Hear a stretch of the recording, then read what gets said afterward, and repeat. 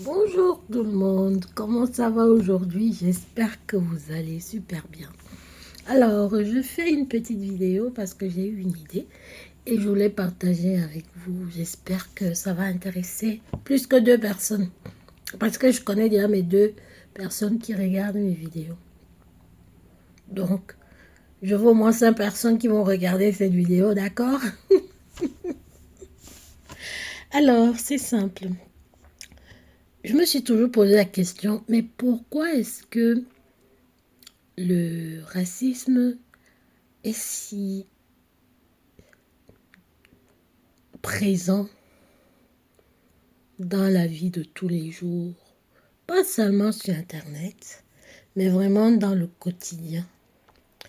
Les personnes qui n'ancrent pas dans le cadran de ce qui est acceptable dans la société se retrouvent toujours à être attaquées, que ce soit par des micro-agressions, que ce soit par des comportements complètement inhumains, on va dire comme ça. On trouve toujours un justificatif quand quelque chose de pas très bien arrive à une personne qui ne correspond pas aux critères qu'on attend de la société. Et dans ma question, mon interrogation m'a amené à analyser un peu plus, à prendre un peu plus de temps pour regarder ça de plus près. Voilà. Et je voulais partager avec vous ce que je pense avoir compris. J'ai compris qu'en fait, les pères du racisme, donc du racialisme, de la hiérarchie des races, se sont beaucoup, mais alors là, vraiment, beaucoup reposés sur le monde animal. Ils ont vraiment, entre guillemets, oui, on fait aussi partie de la famille des animaux, c'est vrai. Mais ils se sont concentrés sur des animaux, entre guillemets, qui ne sont pas des humains. Donc, peu importe lesquels. Quand tu prends, par exemple, les abeilles, quand tu prends les fourmis, quand tu prends... ouais, peu importe quel animal, famille ou pas, que tu prends, on constate qu'il y a une certaine hiérarchie. Une hiérarchie de fonctions. Donc du coup, pour trouver une sorte de valeur à la hiérarchie des races, ils ont transporté, non? Transféré, je ne sais pas comment dire. Ils ont comparé, voilà, les différentes races avec des classes, la hiérarchie des animaux, d'une famille d'animaux. Par exemple, quand on dit que les Asiatiques type mongoloïdes sont comme ça, comme ça, comme ça, comme ça, comme ça, les Asiatiques type Sud-Asie, donc type indien, sont comme ça, comme ça, comme ça, comme ça, comme ça. Les Africains type négro-africains, mélanodème, sont comme ça, comme ça, comme ça, comme ça, comme ça. Les nouveaux Africains type marocains,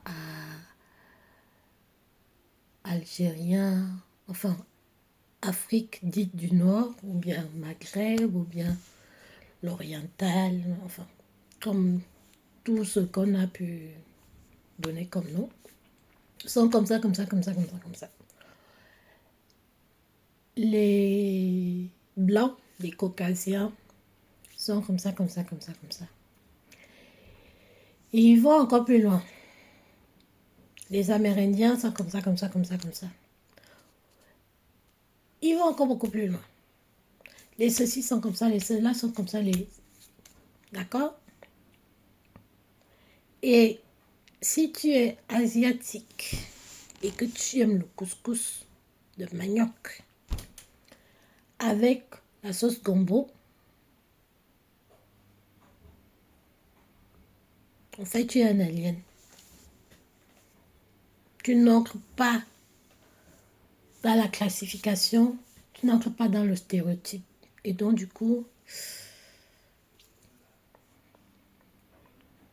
on ne sait pas quoi faire de toi. Aujourd'hui, de nos jours, le racisme, c'est quelque chose de très banal, quelque chose qui coûte hyper cher, quelque chose de déshumanisant, quelque chose que même les personnes racistes commencent à être victimes de leur racisme. Ils savent même plus comment ne pas être racistes. Mais pourtant, ils subissent des conséquences, mais horribles. Aujourd'hui, être raciste, ce n'est plus si lucratif que ça. C'est vraiment, en plus, vu que c'est basé vraiment sur quelque chose de super fragile, de quelque chose de pas réel, qui n'est pas vraiment, parce que nous sommes des humains, nous faisons partie de la famille des animaux, mais on a quand même quelque chose en plus, c'est qu'on réfléchit, on a la réflexion pour nous. Et du coup, nous forcer à ne plus réfléchir, ce n'est pas une mince affaire. Même quand tu réussis, ça ne peut pas tenir pour toujours, parce qu'on est des êtres foncièrement rationnels, foncièrement intelligents. Donc, on va développer la sagesse, on va développer la compassion, on va développer plein de choses que les autres familles d'animaux ont, mais nous, on va le développer consciemment. Les autres l'ont parce que c'est inné, parce que c'est, comment on appelle, c'est l'instinct. Voilà. Mais nous, on a plus que d'instinct. On a l'instinct et on a l'intelligence. Et quand tu mélanges parfois, souvent beaucoup de ces choses, tu développes ce qu'on appelle la sagesse, tu développes ce qu'on appelle comment je peux appeler ça? La maturité, oui. Donc même si pendant des années, tu es raciste et tu ne sais pas comment faire pour t'en sortir, cette nouvelle est pour toi. Il y a la possibilité de ne plus être raciste. Tu as le choix de ne plus être raciste. Si tu trouves qu'avant, le racisme, ça t'apportait quelque chose et que tu en bénéficiais, tant mieux. Mais de nos jours, il ne faut pas se mentir, ça rapporte à très peu de personnes. Beaucoup de personnes racistes vont beaucoup perdre. Certes, il y aura toujours ceux qui vont aller dans GoFundMe et qui vont se réussir à devenir millionnaires parce qu'ils ont traité un petit enfant noir de N-word, comme on dit aux États-Unis.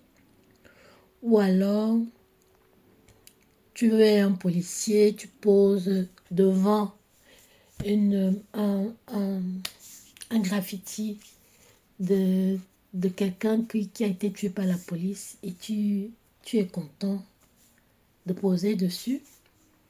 Tu as encore la chance qu'on floute ton visage, tu vois.